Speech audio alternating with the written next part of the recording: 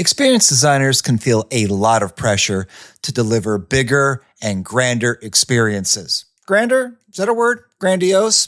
Either way. And who doesn't love a grand experience that wows us? At the same time, when we only focus on the wow, we miss more opportunities to create experiences that connect, impress, and make people's lives better. This is why I am writing the book, The Unwow, your guide to experience designs of all kinds. The Unwow explores how we can focus on everyday experiences to deliver greater impact and value to our design audiences. The Unwow believes in the idea of keep it simple, finding more opportunities for creating moments that matter. So head over to experiencexdesign.com and submit your email to stay on top of all the updates regarding the Unwow, your guide to experience designs of all kinds. And there's going to be plenty of updates coming very soon. So join the Unwow community and be on top of all of the Unwow news. Now, on to the show. 1, 2, 3.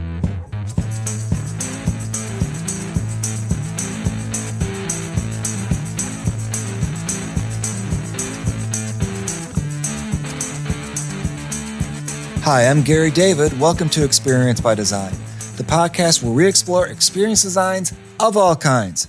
Hello, experienced designers and EXDers everywhere. I hope you are all doing well, having a great day, and have had a great week since the last we checked in with one another.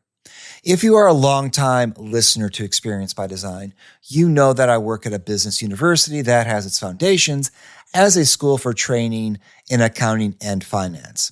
And since its founding in 1917, not much has changed in terms of that focus. We are still primarily known for our education in accounting and finance.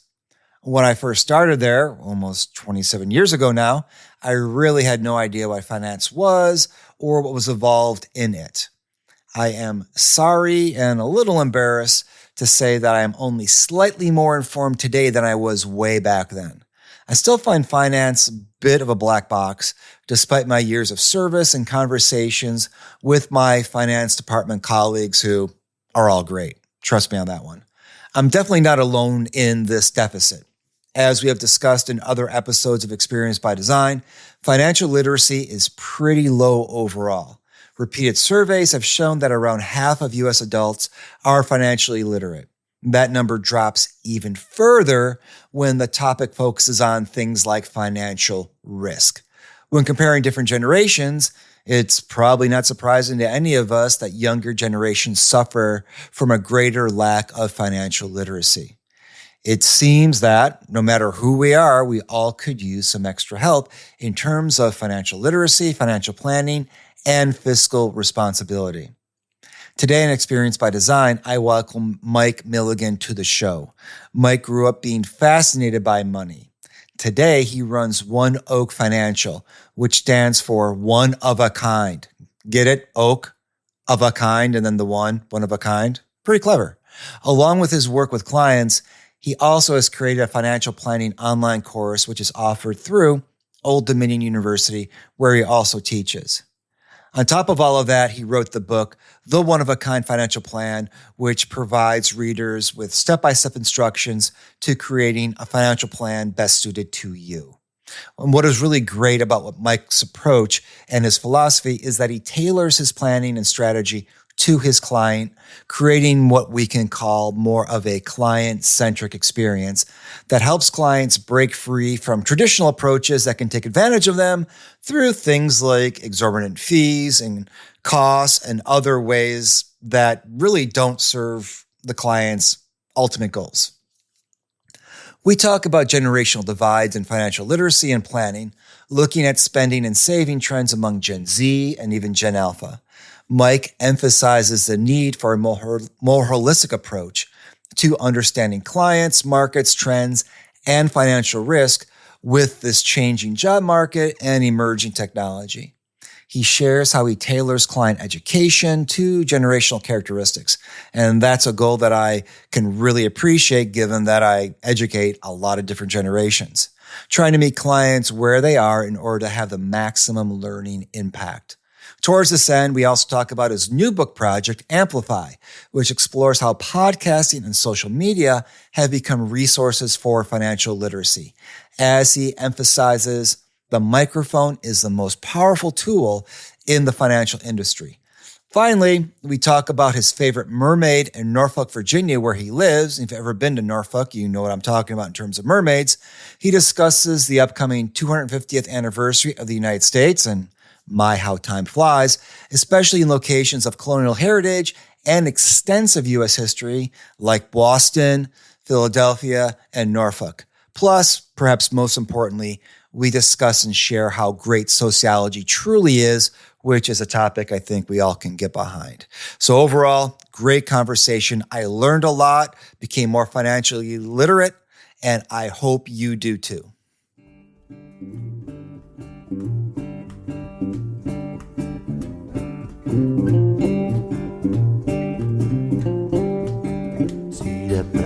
I was wondering how often you have to correct people from saying Norfolk when. Oh my gosh, it's easy. Like when I fly into or Norfolk, right, that you just know that person has never been there before, right? Because Norfolk is not phonetically sounded out, right? Like it is, right? It is spelled because it is it's a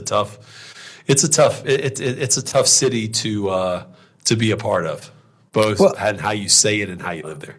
Well, before when we chatted, I was saying that when I was president of the Association for Applied and Clinical Sociology, we had our annual meeting there. So I got to know a bit about the city because I had to do repeated visits there and, had a conference there. And it was pretty cool. I mean, it was neat to be around, especially the prominence of the naval history there, which is, the Hampton Roads area and naval history is just immense. It is. There was in downtown Norfolk, there's an old battleship called the USS Wisconsin. Yeah. When it was, it's right by Nauticus, which now Nauticus is more of a cruise terminal. Carnival Cruise Lines goes out there every week. But when the USS Wisconsin was dedicated, this tells you a little bit about the thought process in the 7 cities, which makes up the larger area of Norfolk. But the mayors of all the cities were up on the stand, up on the podium there. And the mayor of Norfolk gets up, and his name was Paul Frame at the time, and says that we strategically put this great battleship of the United States in this position for our enemies to the east, the city of Virginia Beach. And it was just a shot fired at another mayor. It's not a town that is so big it needs regional cooperation, but just to take that shot at that moment in time when there's so many military people that come to that area of the world for the first time, they don't know the difference between Suffolk and Chesapeake and Virginia Beach and Norfolk. It's just one area to them. But if you're from that area, you have an allegiance to one of those places. And people may not know that NATO headquarters is right there as well. Every year in April, there's the NATO festival that culminates with a tattoo, a traditional military festive parade, and indoor immersive experience with bagpipers and drummers. And, oh wow! And it's 100%. It's the North American. Norfolk is the North American home of NATO. It was really cool. One of the most moving memorials I've seen, not the Wisconsin per se, but there's a small little memorial right on the water, and it has letters that were written home from every military conflict the United States had. And it's just there on the ground in this kind of like bronze form. And you would miss it if you didn't it's not something you can see from a distance away. You got to be right up on it. But then when you see it there, it's hugely impactful because of the words someone's sharing to a loved one at home, usually a mother, about what they're experiencing in war. And it's strategically located at a point that, you do kind of have to stumble on it, or you have to know about the walking history. But if you know the significance of that point where it is, it's like the point almost of a pier. Right. Where a reunion like a military reunion would happen.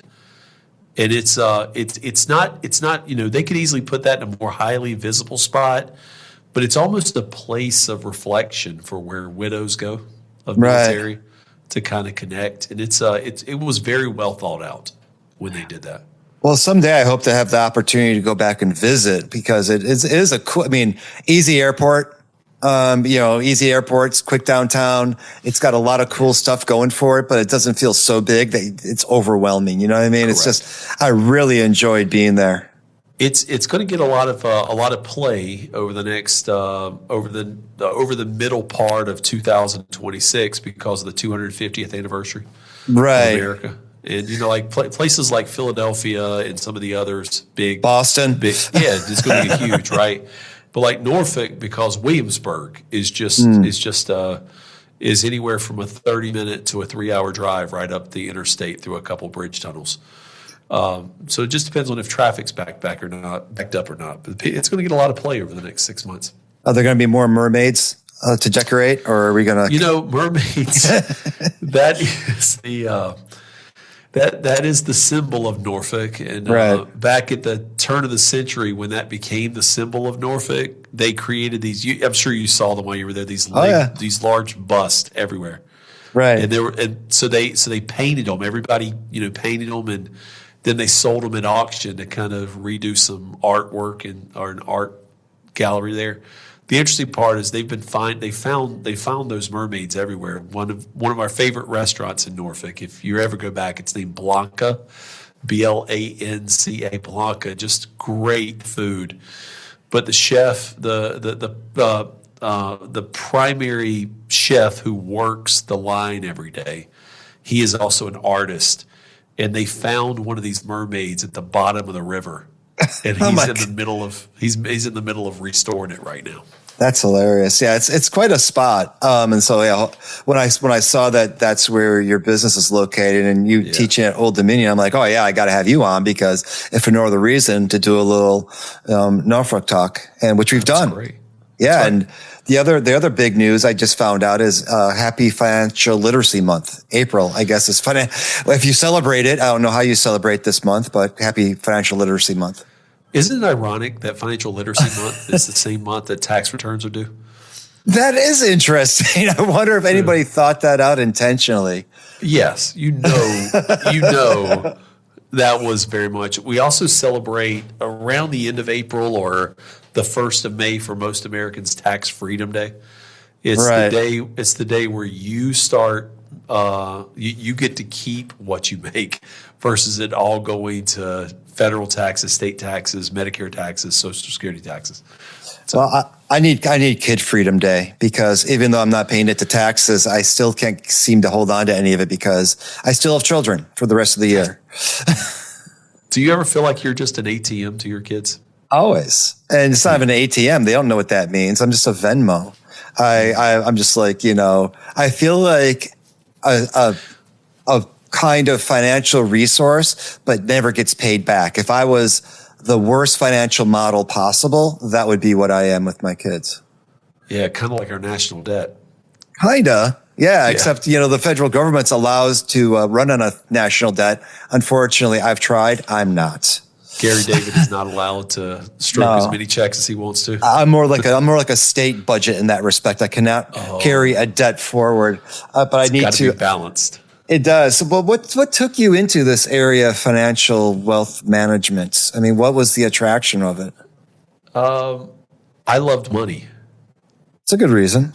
And it comes back to like a childhood story, and I'm not going to tell it in detail here because it's more of I've told it so many times, and if you want to hear that, you can just Google Mike Milligan CFP. It's everywhere on Google. But I grew up in a home where I did not know I was poor. I thought I was like every kid out there. Lived in a small town in the middle of North Carolina. But my grandmother, when I was young, would take out the Texas Pete sauce and pennies and say, "Help me clean them." And I literally was taking decades of dirt and grime off of copper pennies. And just that little act of like putting a penny in the middle of a saucer and putting some Tabasco sauce on it and then turning it over and seeing it made new again was a dramatic thing for, me. It was really formulative. It really helped formulate who I was going to be. Then when I got into my teens, my grandmother started a collard sandwich business out of desperation, not really because she had to, but because my grandfather, who owned a construction company, got cancer and he could no longer work. So she had to start selling these things. Well, guess who was there to count those dollar bills, $5 bills, $10, $20? I was. Right. And so I got fascinated with money. And then as I moved on through high school, I thought I was going to be a bank manager, Gary, to be honest with you. Thought I was going to wear a suit and work in a bank. And I actually went to college with that in mind. But then I discovered what investments were. I discovered estate planning. I discovered what insurance was and this whole concept of retirement. And I'm like, I got to do that. So I went to college 5 years, got a master's degree, and then got some specialty degrees while I was practicing. But I wanted to work with money and help people along that way. So that's how I ended up doing this.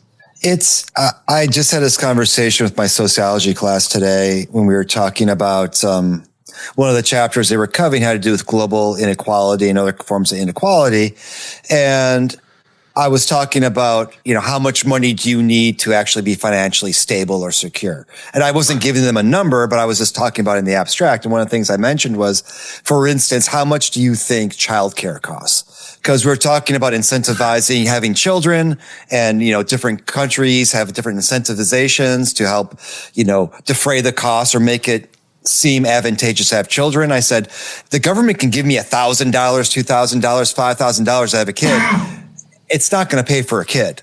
And then how much do you think it costs to have childcare? And they were shocked that, at least in Boston, it was around per year $25,000 to $35,000 for childcare.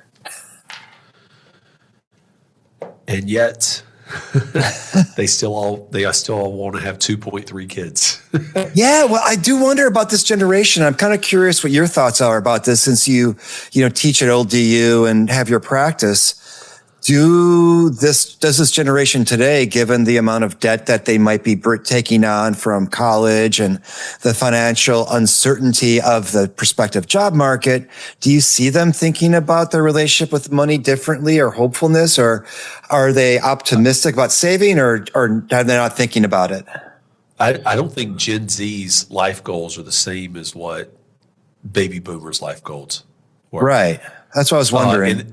And this is it's fascinating, right? Because there's so many parallels to like how people get advice to how they then live.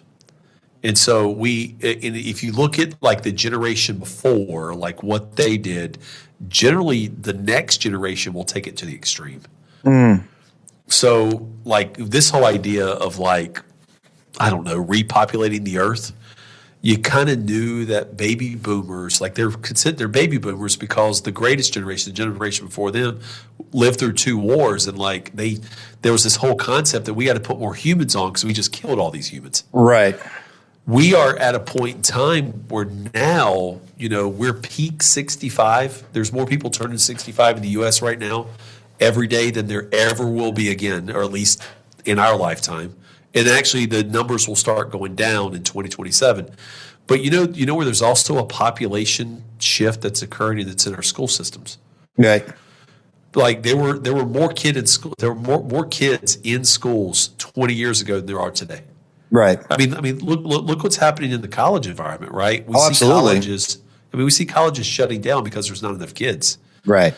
And then when you put the AI element to it, and then you put the debt element to it, like the changing economics.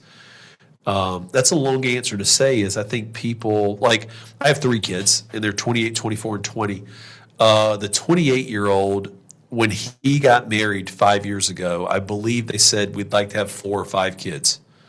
Well, here they are 5 years later and they have 1, and there's no conversation about a second one.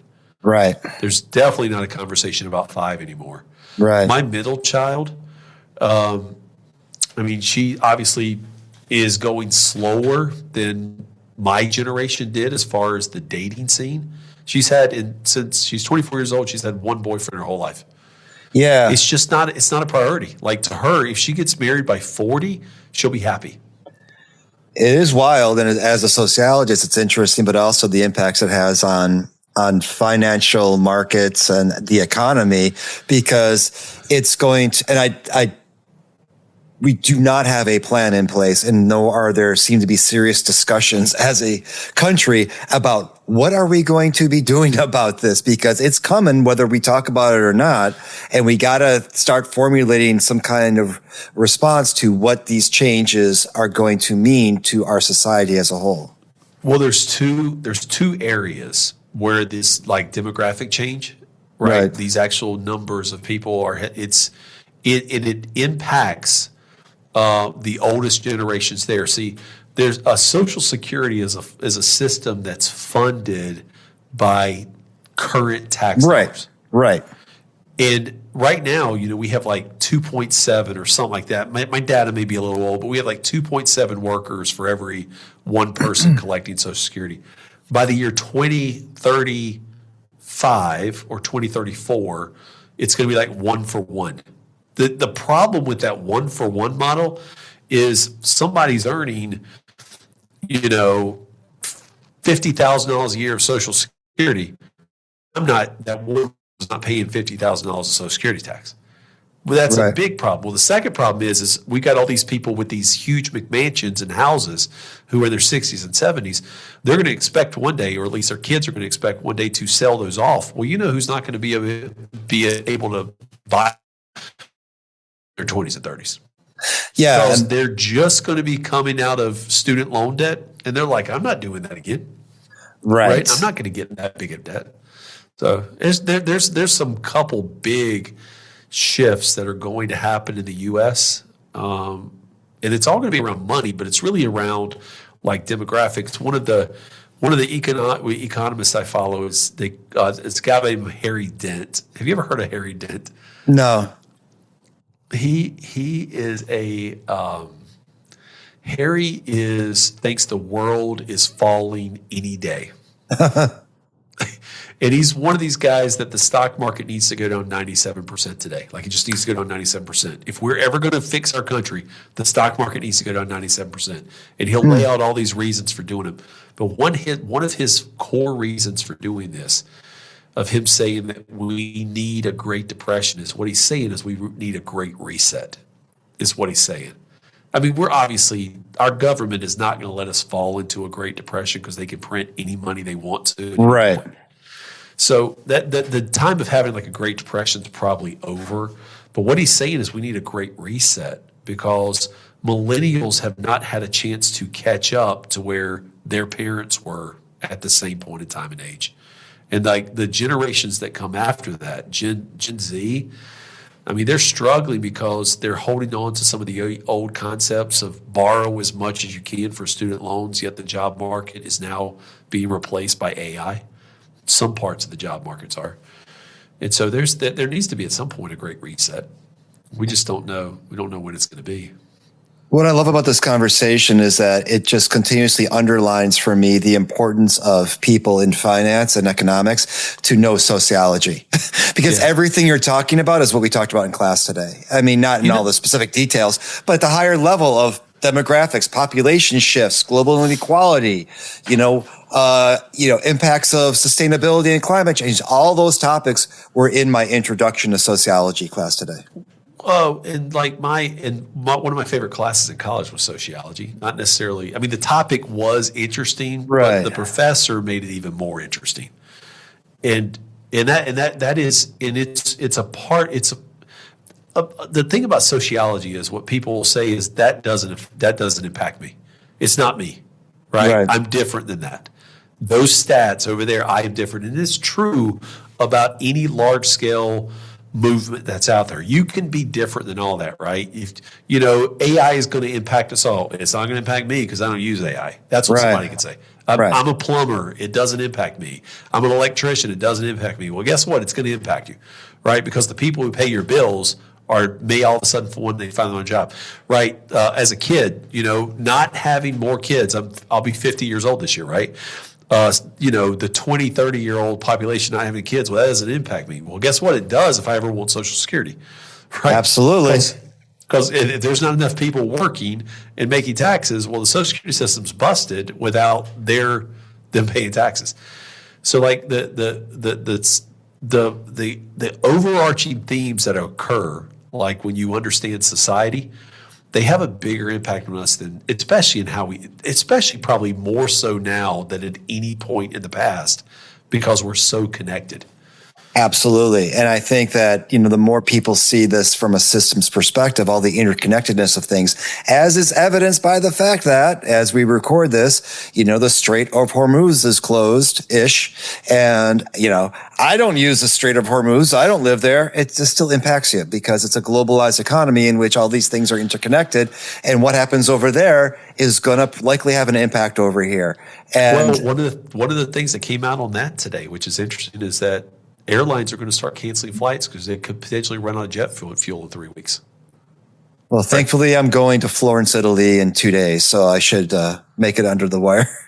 What happens if you get stuck there? Think about that. It would be, worst places to get stuck. But I am supposed to go to London in 3 weeks, so we'll see. I might have to start swimming or taking a freighter of some kind. But it goes to the point of, because of the way that the world is globalized and interconnected, which is something that was being strove for, that now we have to deal with the ramifications of that you just can't pull back and be isolated because you can't put the toothpaste back in the tube. Financial markets are already integrated, society is already integrated, and those macro level impacts are going to have an effect on your micro level living.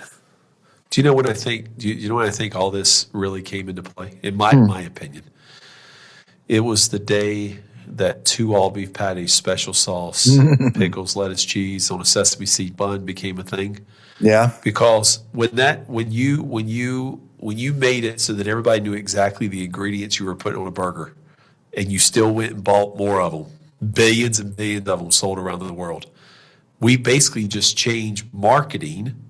Change sociology, right? We became even more connected, and so we're not going the other way. We're not going to disconnected societies again. We're not going to decentralized banks. We're not going to, a barter system again, unless there is this huge reset that occurs in the world somewhere. Well, it'll be interesting to see if and when that happens, but it says the stressors are there. Let's put it that way, where, and just hoping is not going to alleviate those stressors. It's going to take action, which seems kind of hard right now, given, the state of things. But on things that we can control, I did want to talk about, I was very fascinated with your company's website. Because number one, there was dancing people on there on the One Oak Financial website, people looking happy. But then I scroll down and I see people in various states of anxiety. And I thought that I was kind of curious about that juxtaposition of, as I scroll down, it's kind of like, are you dismissed? Are you unprepared? Are you stressed? So can you walk me through how you envisioned that and who it was speaking to? Yeah, so up where, 2 of my favorite people in the world are dancing up top. Right. They have, they're right next to our brand, right? It's main saying, a one-of-a-kind financial plan for your one-of-a-kind life. That's what it says at the top. It's the one-of-a-kind financial plan with people happy. But what we find over and over, Gary, are people who are stressed, unprepared, and really anxious about what to do with money. And we find that those people who are in those states are they're there intentionally, not because of what they did, but because of what other financial advisors or the system itself put them in. Okay. We talked about, you said it's Financial Literacy Month, right, when we're recording this.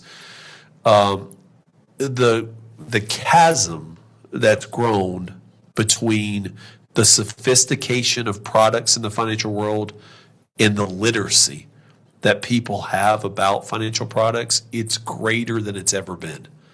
Because Wall Street, advisors, they're profiting more. Goldman Sachs just announced their earnings again, most money they've ever made before on product lines that are more sophisticated than what me, being somebody who's been in the industry for 30 years, even knows. I don't even know every way they make money. Right. And I've been to it. So imagine, my mom and dad who maybe have $1 million in their 401k, but they did it by putting some money in a 401k every 2 weeks in a paycheck. Right. And now they're expected to know how to all of a sudden quit their job and create an income. When do I claim Social Security? Well, what about taxes? What's this Medicare thing? Right.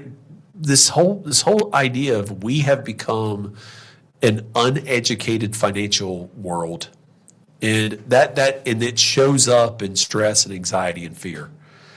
And like what we try to do, One Oak actually stands for one of a kind. Is what we try to do is treat everybody how they deserve to be treated. We try to educate first, then we try to coach, and then if we are in enough alignment together, we will do all of their planning and implementing over that. And our firm doesn't need to work with 20 million Americans, Right. like some firms do.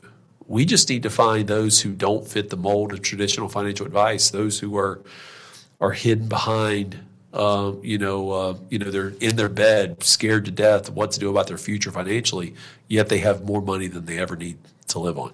They just don't know what to do with it. I mean, that's what our firm is there for, is we're there to relieve all of those things you see as you scroll down the front page of the website. Because at the end of the day, when someone is educated and they feel like there is a future path for them, it does relieve that fear and stress and anxiety. And that's what we're just trying to do with our firm. When you have the learning materials that you've created, I'm kind of curious from an educator's perspective, and you've taught in college as well, how much do you have to rethink the ways in which they're delivered to fit the learning styles of different generations, age groups, socioeconomic classes, things like that? My research on this is still evolving, but if the whole ocean was everything I needed to know on this subject, like my toes are just in the water, right, on this one. But I believe that generations reveal like how they want to be communicated to. Like, for instance, millennials, I think, are a community building organization, right? They want consensus on something, right? Mm-hmm. That's why Reddit has taken off so much.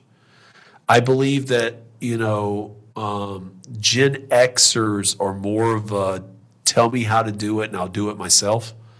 They're like a Home Depot generation. Mm-hmm. And Gen Z, I think, they just want to revolt from everybody. I think, there's studies out there that say, and it's done by millennials. I mean, it's done by generations, and it says if your parents' generation, if your mom or dad passed away, would you retain the same advisors that your parents have? And the answers are overwhelmingly no. I think Interesting. The last survey was 87% said we would fire our parents' advisor. Because there's no connection. They don't speak the same language, and they don't share the same values that others Interesting. have. So we try to, in our firm, we try to talk. We don't try to talk at our clients or our prospects, but we try to be family advisors to the whole generation and understanding from our standpoint, is what others are saying about your generation true about you? So like as a 28-year-old, are you really lazy and you're not growing? Because I don't find that when I speak to 27, 28 years old that they're lazy. I don't feel like what people cast on them as labels. I actually think that they're trying their best, right, with what they know, just like we did when we were 27 and 28. But the labeling of all this. So at the end, I'm trying to learn what sparks these generations and what engages them, what impact do they want to have. And it's fascinating what I'm uncovering the more I speak to people. It is, because one of the things that also marks this generation are the number of quote unquote influencers vying for their attention, right? When I was growing up, when you were growing up, an expert was someone that had certain kinds of credentials and experience, and that made them an expert because they were educated in a thing or they've been doing the thing for a long time. And today, obviously, an expert is anybody who creates a pithy TikTok video or YouTube video, regardless of whether or not they know what the hell they're talking about. And so I also wonder to what extent for you, because I've seen it in my field of just being a college educator, how much are you faced with reckoning with what's available online that passes for quote unquote financial advice? It is everything that's online is generally there to sell something. Right. It's very, very product specific, or very, very my way is the best way. Right. Because remember, they're not speaking. It's a one-to-many marketing strategy. Remember, the whole thing of TikTok and Instagram and all that is to get as many followers as possible. And they don't care if their followers are all the exact same in any way. They're just there to try to grow influence. And so like a one-to-many marketing strategy is where a few people can profit off of it, but most people feel disappointed. They're promised a dream and are delivered a nightmare type of scenario. And I find that people who go and seek it out there, the reason, by the way, people go and follow things on TikTok and Instagram and they actually implement those things is because of their lack of trust in the system. Well, exactly right. Yeah, that's a good point. And they have been burned along the way, and that's why they go seek that. And now they're just seeking an easy fix. I spoke to a guy today who was involved in a crypto scheme that he and his wife lost $2.2 million. Oy. Good Lord. Do you think they'll ever really trust a financial person ever again in their life? No. And they shouldn't. They shouldn't, by the way. I literally told them today, I was like, you should never trust me. And I'm fine with that. But what we got to do is we got to work you out of this hole you're in. Right. And I will earn your trust, but it's going to be month by quarter by year to do that. And it's interesting. I mean, I think we'll do some work with them, but that's a big thing to overcome, is that much loss of trust in a system because of somebody taking money from you. Did they get exposed to that from a financial planner that was online? Was it a reputable person, or was it just like, hey, buy Bored Ape NFTs or something like that? No, it was a person that was shown that looked to be reputable because of like some TikTok, a good website, a YouTube channel that had a ton of followers on it.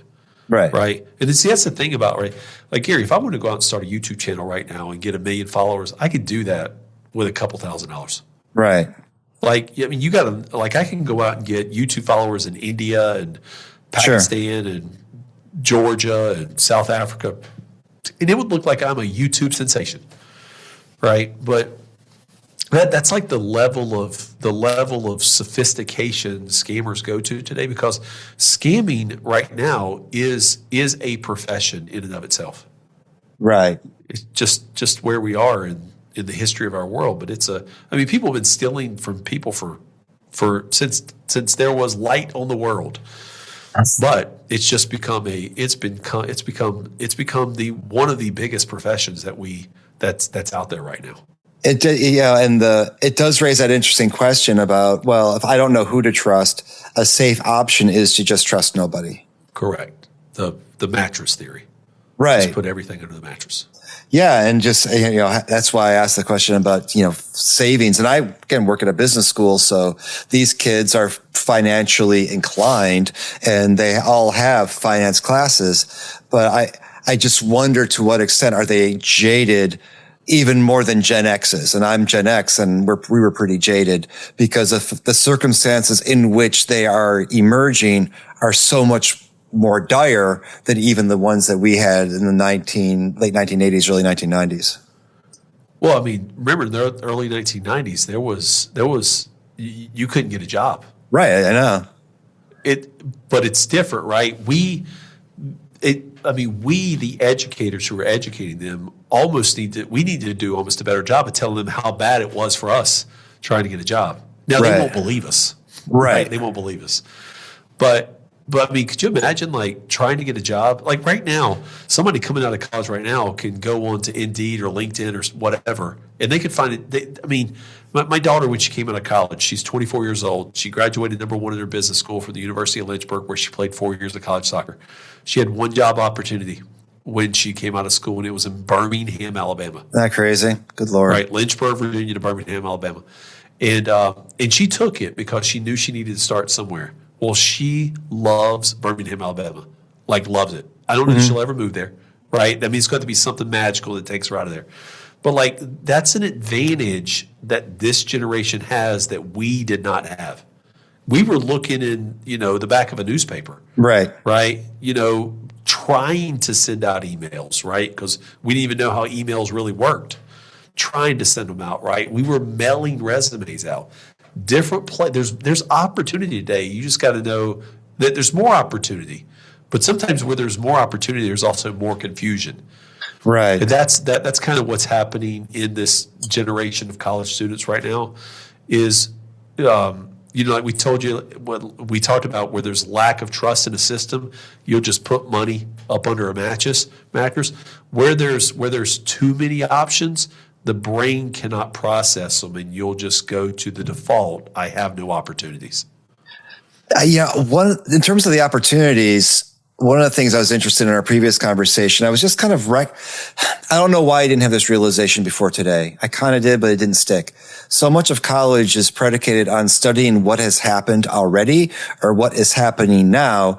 There's almost nothing about futures, insights, and strategy. There's almost nothing about not, predicting, but just trying to imagine different alternative futures and what might happen in the future.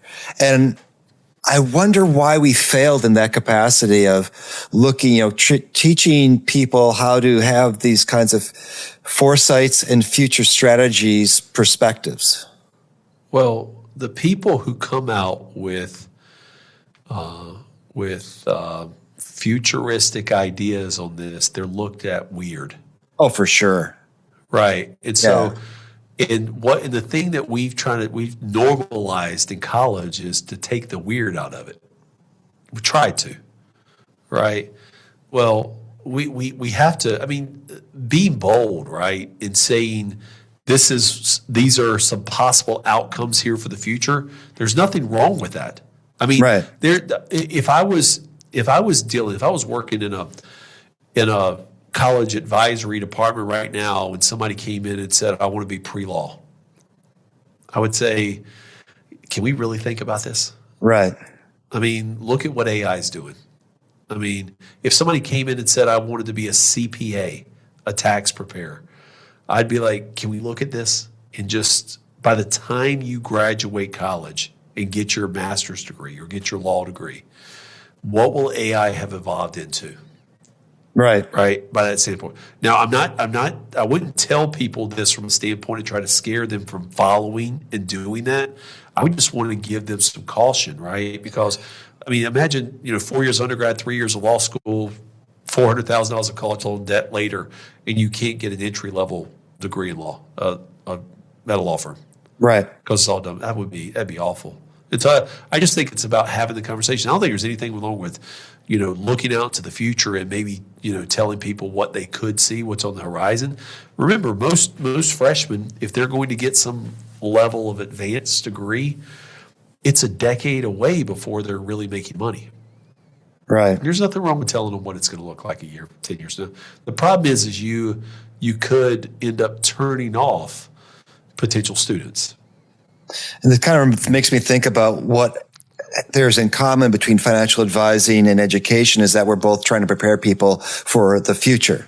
And there needs to be a certain level of honesty about what that future might be so that if a person comes in and says, I want to go to law school, you're like, or I want to be a CPA. It's not, to at least be honest and not just, come on in. There'll be plenty of jobs in the future. This is one of the issues about PhD programs. Why are you accepting more people for academic jobs when there are fewer and fewer academic jobs? Because then they end up graduating people who can't find jobs. So the ethics of helping them see a future that is possible. And if we were to do that, right? I don't want to get you in trouble. You can get me in trouble. I'm always in trouble. It's okay. If we did that, if we told the truth, right? If we did things that were in the best interest of the future generations, we could change future generations instead of staying in the status quo. And so, I mean, the people that, there's a reason there's very few Steve Jobs and Elon Musk and Jeff Bezos, right? Yeah. There's very few of them because of like the risk they had to take because of what they saw in the future. I mean, Jeff Bezos wasn't going out to try to create the biggest online retailer in the world. He just wanted to be the best bookseller online. Right. Right.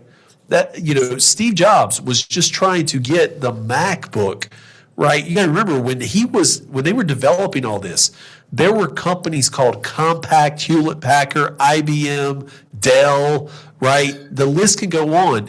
Apple was way below them in the list. Right. He just wanted to innovate. He wanted to create something better through technology.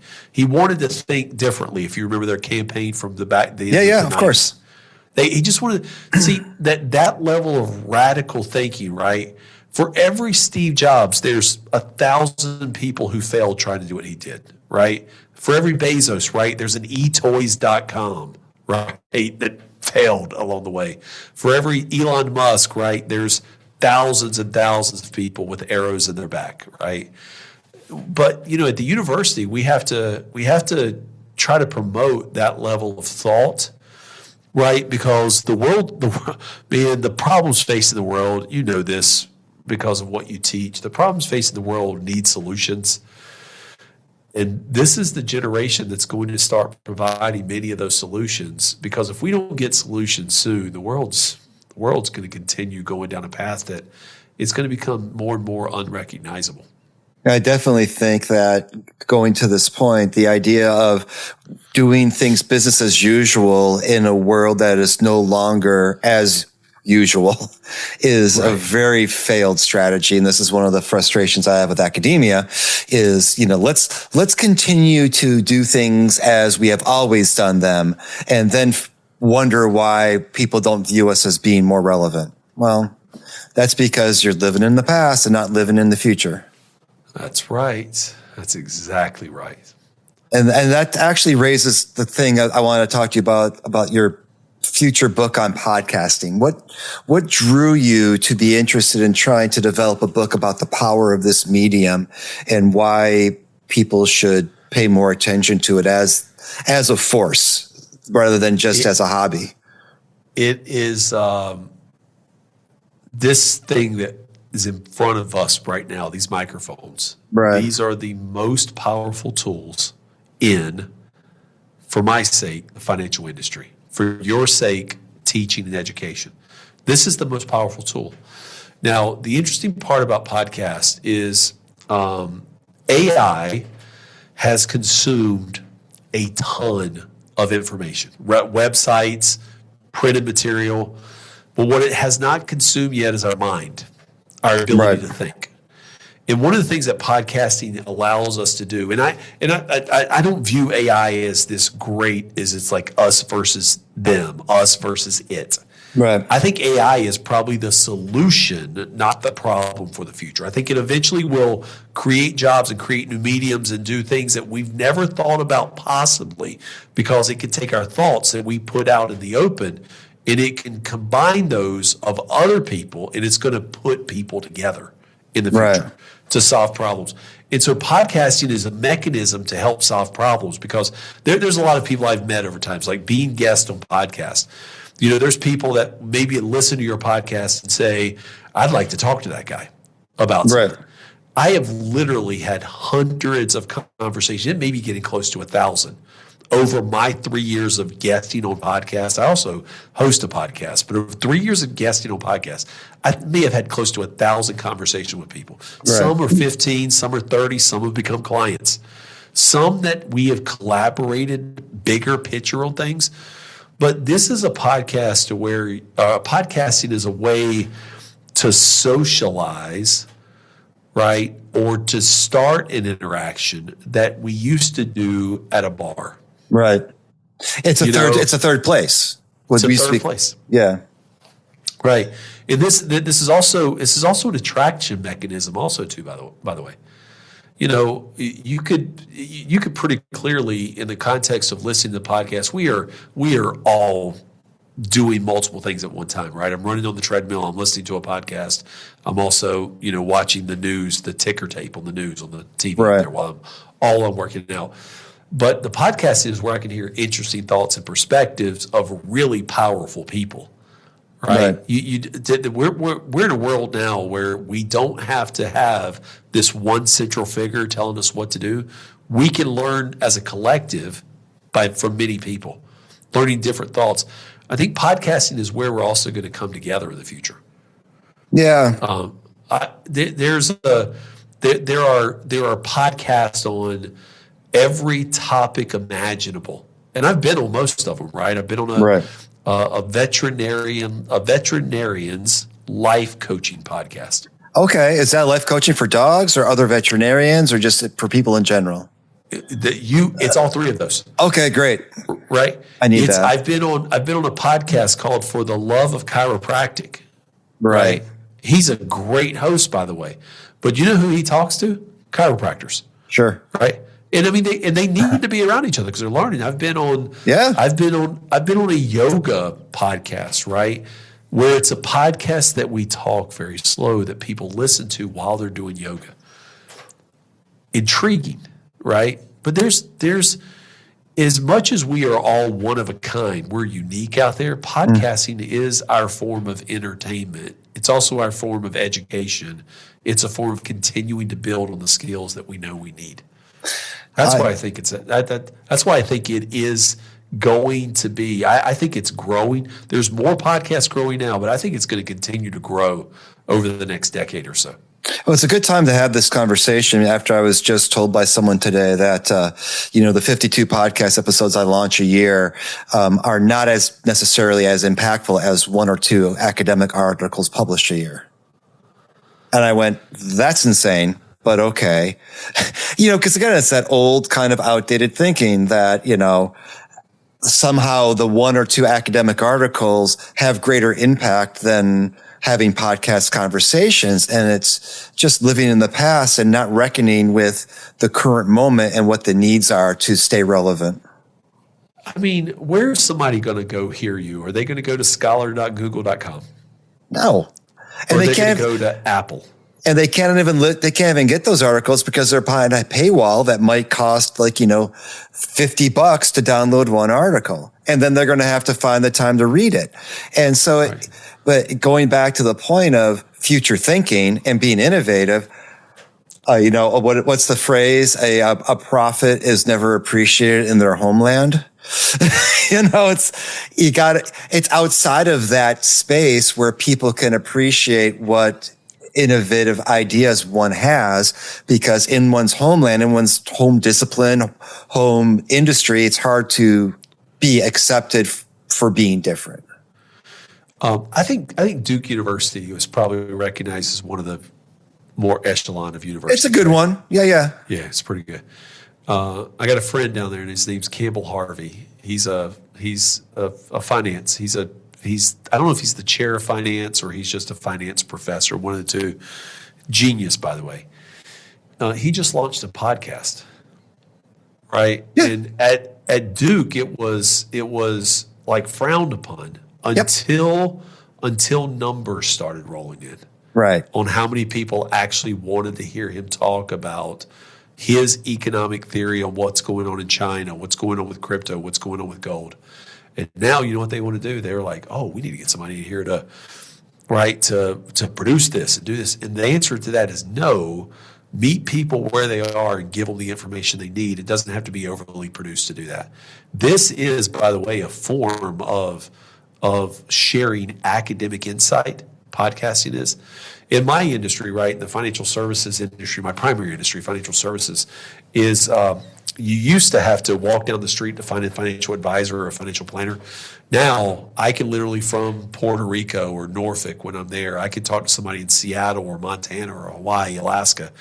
This tool, the microphone, is the most powerful tool to get information out, to educate people and coach people, but it's also the most powerful tool for actually helping people get major life decisions met. And the influence of podcasts is only going to grow, right? It's not going to get smaller. How do you think, like one of the last questions I have is, the challenge of discoverability. If more podcasts are coming out and, all these information channels are available and they're accessible to everybody, what do you see as the challenge and the solution to being able to stand out amongst all of those conversations? Whatever you think, like, let's say, for instance, your podcast, whatever you think like your major topic is, you should go to AI. And like probably one of the AI aggregators too, by the way, maybe like Perplexity, not necessarily going direct to what like Gemini and just say, I have a podcast on, and whatever your major topics are, and saying, how do I gain more visibility from you, the AI search engine? And see what they say, right? Because the whole idea of like, you see numbers all the time on people. Like the biggest podcasting platform. You know what that is? What's that? YouTube. Oh, right. Yeah, most people. See when I say it, it's just like common sense, right? Right. But like in your head, you're thinking, is it Spotify? Is it Apple? Is it iHeart? Right, whatever. It's YouTube, right? Because that's where people go to learn how to get stuff done, and they typically go there, by the way, when their life is in crisis. They typically don't go there like just to learn. They go when they're in crisis and they're trying to find, but they're trying to find an answer to a problem they have. But the interesting thing about YouTube is it's just an algorithm that leads people to you. So if you search in Google, YouTube comes up as the solution. So the how you get found is, we all say at the end of a podcast, if you liked what you heard today, please subscribe and like and share it with your friends, right? But the reason we all say that is because very few people do that. Right.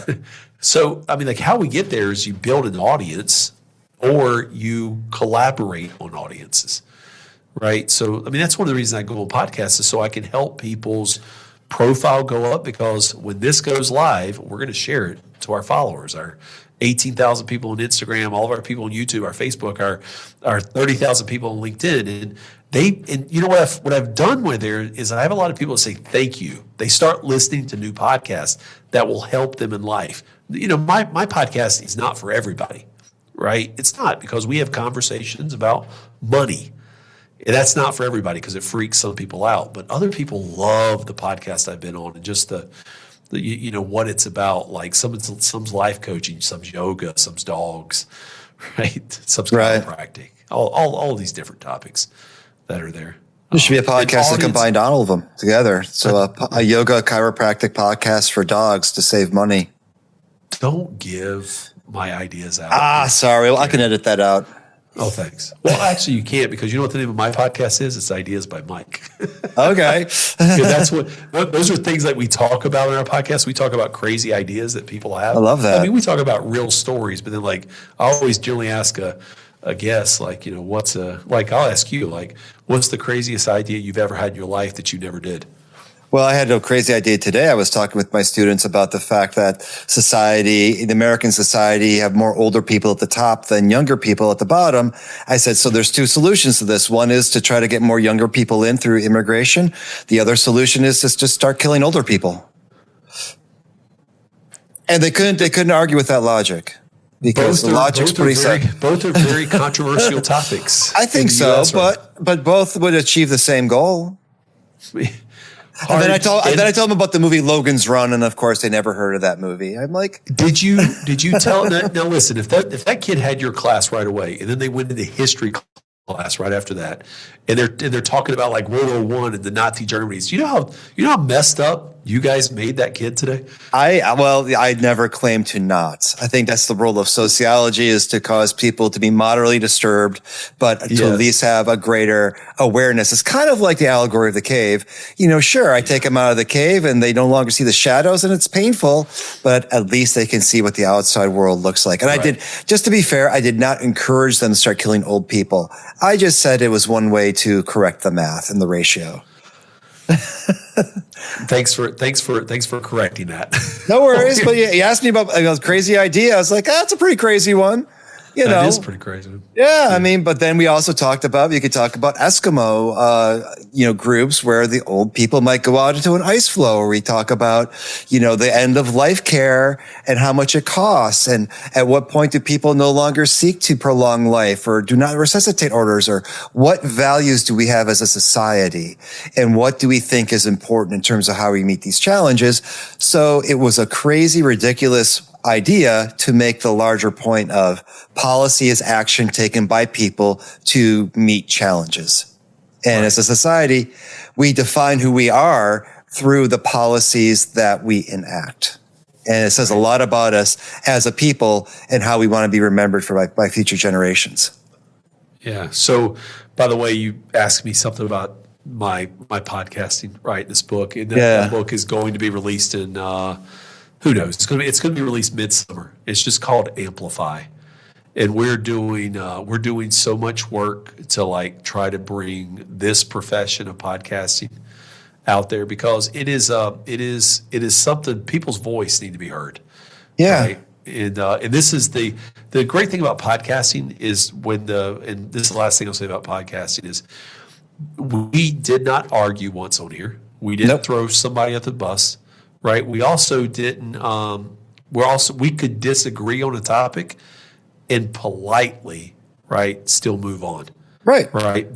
And maybe have changed the thought just a little bit along the way. And I think this is the place where we're going to start solving some of our greater problems in the future. Well, I have a great cover maybe for it. So we take that famous Norman Rockwell painting of the gentleman standing up in the town hall speaking, but we have him with a microphone because it is essentially the way for people's voices to be heard by our larger population and public, and to have opportunities, as you said, for that dialogue to take place. That's not really happening as much anymore because we are not in these third spaces. To the extent we have been. So this is the third space of the public square, of the agora, of the place where ideas are exchanged and shared in a respectful way. Man, I love how you put that. I forgot exactly what I said, so I'm glad I'm recording. Me too. I'll probably gonna pull that quote off this podcast and throw it in my book. It's yours.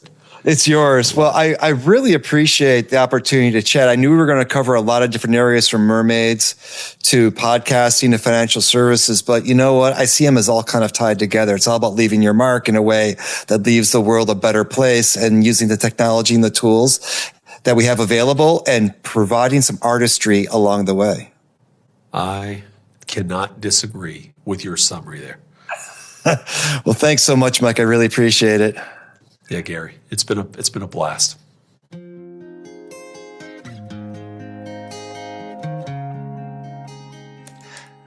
I want to thank Mike Milligan for joining me to talk about financial literacy, financial planning experiences, podcasting, and education, and Norfolk. Remember, folks, that's not Norfolk, that's Norfolk. You can find out more about his work and his company in the links in the show notes. You can also share feedback about this episode or any episode at feedback@experiencexdesign.com. You know I love to hear from you. Thanks for folks who have sent in their feedback. And if you haven't, I'm looking forward to hearing from you, and you know who you are. And if you want to subscribe and stay on top of all the EXD news, which includes the Unwow book, very exciting, and the Unwow movement, head over to experiencexdesign.com and put in your email. I'll make sure you are in the loop and have all of the latest breaking news about EXD and the Unwow. And while you're there, if you want to support the cost of the podcast, you can always buy me a coffee. I always appreciate your contributions, no matter how big or how small. and no contribution is too small. I'll take anything. And as you get ready to plan your next corporate event, keynote, or professional development and training, and you need a speaker with humor, insight, charisma, and who is easy to work with, make sure you consider me, Gary David. You know me from the podcast, but now you can have me in person or virtual, which is kind of in person, but a little bit different. Check out my speaking profile at garyconnects.com. You can choose topics from a wide array of things, including workplace community development, employee and customer-centric cultures, achieving belonging in your organization, and the unwow. So shoot me a message at gary@garyconnects.com or DM me through LinkedIn. And with that, as always, be safe, be kind, be well, and be here for the next Experience by Design. Bye.